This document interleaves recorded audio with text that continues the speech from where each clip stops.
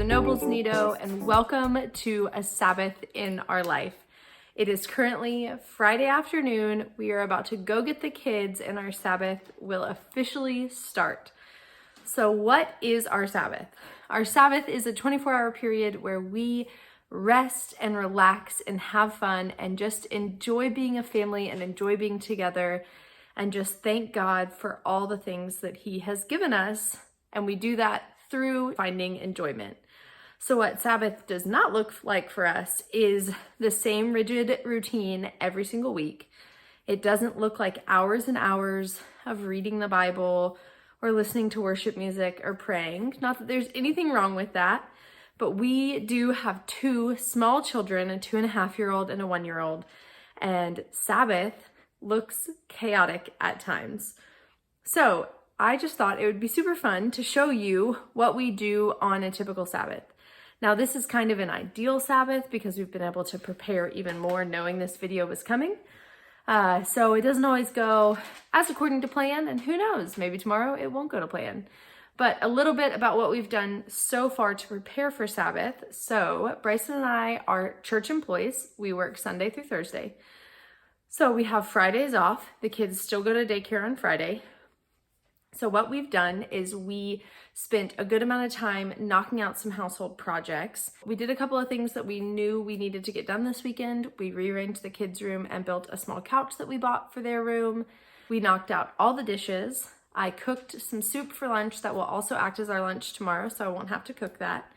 And we did all of our laundry for the whole house, including our sheets, and we deep cleaned the bathroom. That's not typical that we deep clean our bathroom. It was just getting really gross. So we went ahead and took care of that too. What the rest of tonight will look like is going to get our kids, and that is when Sabbath will officially start for us.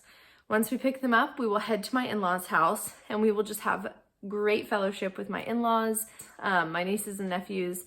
And so that's really how we kick off Sabbath. And then after that, we come home and we typically sleep and get a lot of rest in. And then it starts our whole day of Sabbath tomorrow. And so we will go through tomorrow at 4 p.m., 5 p.m.-ish, in which I will start cooking dinner, and that will end our 24 hours of Sabbath.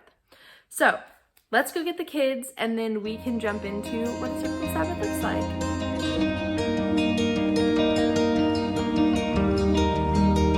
So we have picked up the kids. We got Valley back there. Look at her. And Zeke. Hi, Zeke.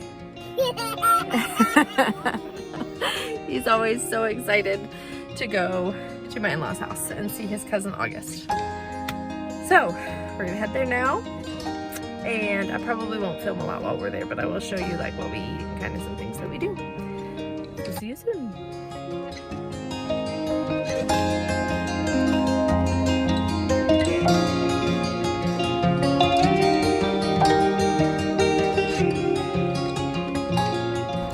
Hey dude, where are we at? We're at the net. Who are you gonna see? I get some honey. Should we go in? Yes. Let's go. Okay, let's go, Mama. Let's go. Let's go in. Bryson, what is on your head? I want to be famous. Oh, no way, huh? These pickles, Yes. the start of a true Sabbath. Zeke's got a snack. Yeah. Valley's hanging with her Jay.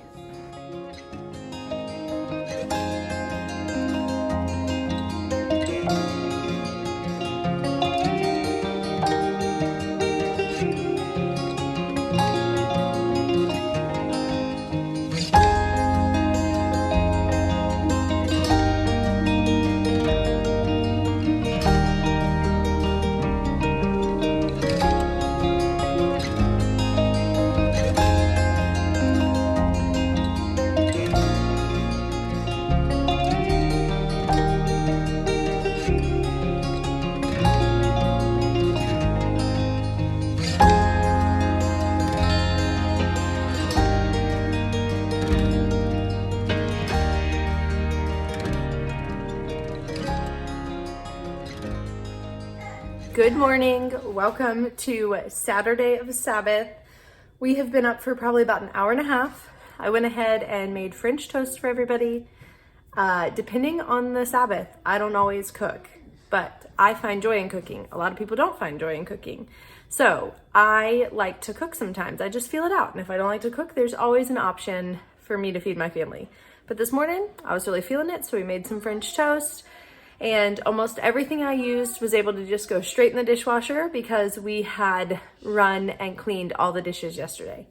So we've already, like I said, been up for a little bit. We've already experienced some tantrums. That's just kind of how it goes. We are about to head to a park for probably like 30 to 40 minutes, which sometimes cannot feel restful for us, but when you have little kids, it's just one of the easiest ways to get them out and get some steam blown off for them. So we're gonna head to a park. We will see you there.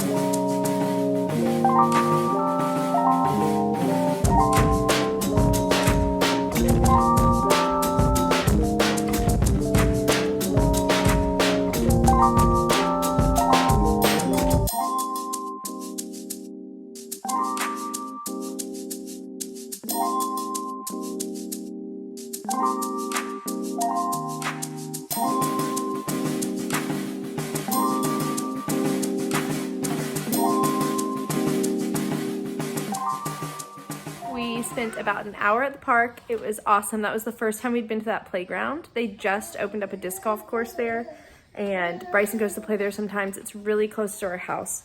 And so we've been meaning to go. Sorry, watching her, making sure she doesn't get in the dog bowl. She cannot be trusted. And so we're back home. We had a great time playing. Valley. Anyways, so we're home. We're letting Zeke watch one episode of PJ Masks. I think I'm gonna whip up a really quick cold foam cold brew to put on top of my coffee because that sounds so good. And we're just gonna hang out. Things that have not gotten done this morning include making our bed. I do think Bryson threw the covers up on our bed, but we haven't put the pillows up on it. We haven't hand washed any dishes. The kids' room is just whatever they pulled out this morning is what is still out on the floor, and we won't take care of any of that until later on tonight. So we're just letting the house be what it is and be lived in. So let's make some cold foam cold brew, and then we'll go sit and watch PJ Masks with Zeke. So this is super easy to make. This is just like vanilla sweet cream. It's 1 part heavy cream to 1/2 part milk. You could use vanilla syrup if you have that. So if you're on like a low sugar diet and want to use a skinny syrup or whatever, you can. I used a splash of maple syrup. I don't like things super sweet. I mean, I love sweets, but I'm okay with my coffee not being super sweet. So I just added a splash of maple syrup and probably about a teaspoon and a half of vanilla. And yeah, I just shook it up, and now I'm going to pour some of this out and use my hand frother and froth it until it's that cold foam consistency and put it on top of some cold brew. Girl after my own heart, just sitting in the kitchen with her snacks, not talking to anybody. So I'm gonna sit on the floor in the kitchen with her. Someone is so ready to eat, but we are having for lunch some leftovers. The kids are eating leftover taco soup. I'm gonna eat half this bag of salad with a little bit of Tex-Mex from last night. And Bryson's eating a huge portion of Tex-Mex. He loves it. He's eating up my food right now.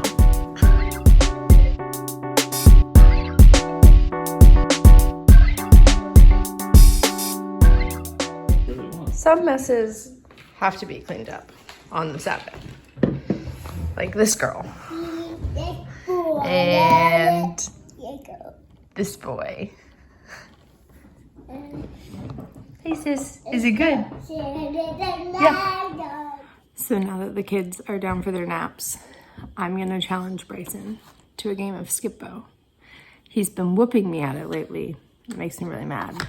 So I'm on a vengeance streak, and I'm going to try to win this one.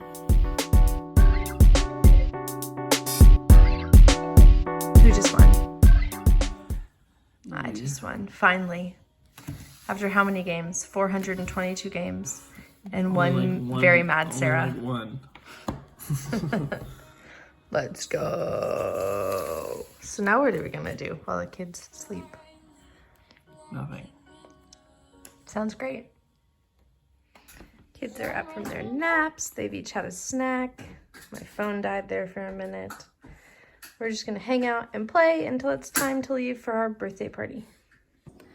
So we are gonna leave soon and go to the birthday party, and we probably won't film just because not our kids. But I wanted to show you really fast before we left some of the things that we keep on hand that really help with Sabbath with 2 small kids. Just like special toys that we don't get to play with all the time. One of those things is some kinetic sand. So we have like a little kinetic sand kit in a Tupperware container that we use, and we keep it up on top of the fridge and just bust it out every now and then, typically on like a Sabbath where we don't have a lot of stuff going on, but the kids feel stir crazy. We also use Play-Doh. We have some Play-Doh and special sticker books and stuff like that in this cabinet down here, and it's not at all organized.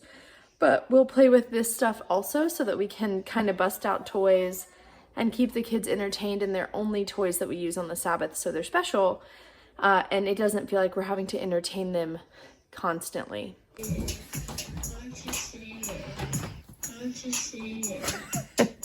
The boys are writing music together while we wait to go to our party. Are you having fun? Yeah. I'm having fun too. You are? And Valley is over here playing in this big box from their couch. I'm hanging out. Hey, sis. Okay, they gotta finish up the song so we can leave. Let's listen. I don't want to say it. So good, y'all. I don't want to say it. So it is the end of the night. We've had dinner. Valley is asleep. Zeke is hanging out for a few more minutes, and then he'll go to bed too. And that's our Sabbath. It usually ends around 5 o'clock-ish, and then we'll start making dinner and getting ready for the next day. So I went ahead and just did the few dishes that were left, and we'll tidy up a little bit, but that's really it. Something that you didn't see us really do at all today was read the Bible or spend time in prayer or listen to worship music. And now we do those things on a regular basis. If you've watched our morning routine, you know that every morning we get up and we read. And some Sabbaths, those happen. But mostly what happens is we all sleep in. And we just spend the day thanking God for the things that we get to do every day together as a family. So like when we were going to the park, you know, just thanking God that that was something that we were able to do and enjoying the beautiful weather. And we have conversations about God. Zeke was actually singing Jesus Loves Me in the car on the way home. So we're still incorporating God and inviting him into our Sabbath and into our relationship. We just may not be doing specific practices religiously or in a legalistic way. So thanks for hanging out with this Sabbath. Let me know if you like stuff like this. I'd love to show you more about what we do, but for the most part, that is it. I am so tired. The birthday party was so fun, but I'm wiped and we've all had way too much sugar.